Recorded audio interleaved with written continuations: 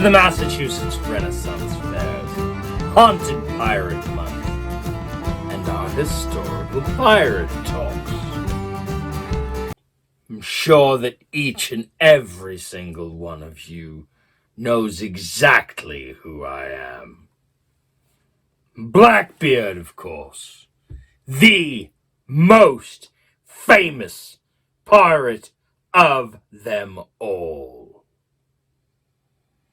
Now, there are many different accounts of who I was and what I did, which was entirely by design. I wanted stories to circulate about me so I'd be feared. You can all feel free to argue about the truth of what I'm going to tell you below in the comments. It'll only serve to add to me infamy. My name was Edward Teach. Probably. And I was an English privateer long before anyone had ever heard of me. Wasn't until I joined the crew of Captain Benjamin Hornigold that I began my career as a pirate in the late 1600s. I was Hornigold's first mate. First mate is the person you intend to captain the next ship you capture. And capture a ship we did. And christened her the Queen Anne's Revenge. And that's when I began my career as a captain. Now, I wasn't always the most level-headed or honorable pirate. Some say I may have caught an illness from one of my many wives that I had. It drove me mad. But even before that, I decided Captain Benjamin Hornigold was untrustworthy. So I'd made plans to get rid of him. Unfortunately, he caught wind of those plans and fled like a rat. Well, he proved me right when eventually he began identifying pirates like Charles Vane for the hangman's noose.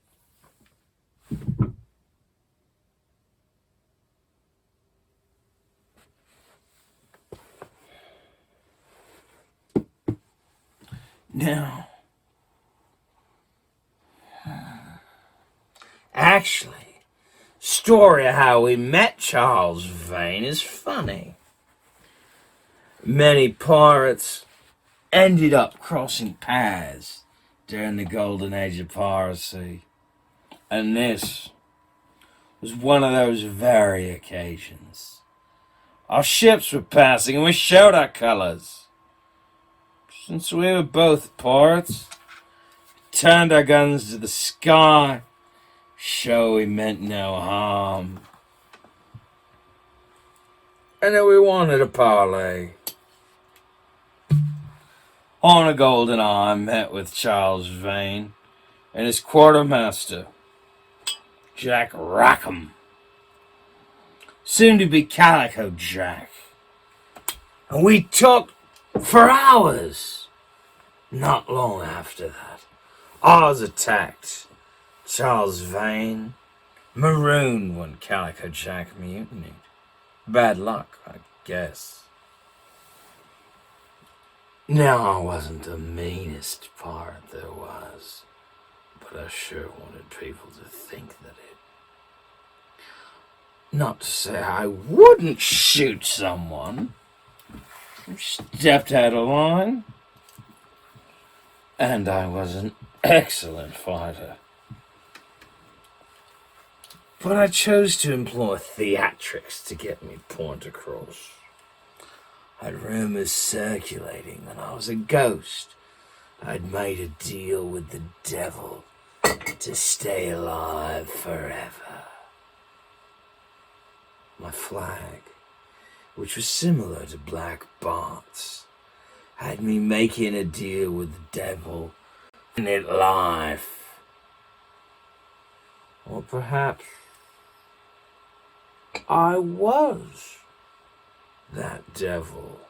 Hard to say, really, but it all scared people. And so, I took to lighting the edges of my beard, with twine tied to my beard, on fire when we came across a potential score.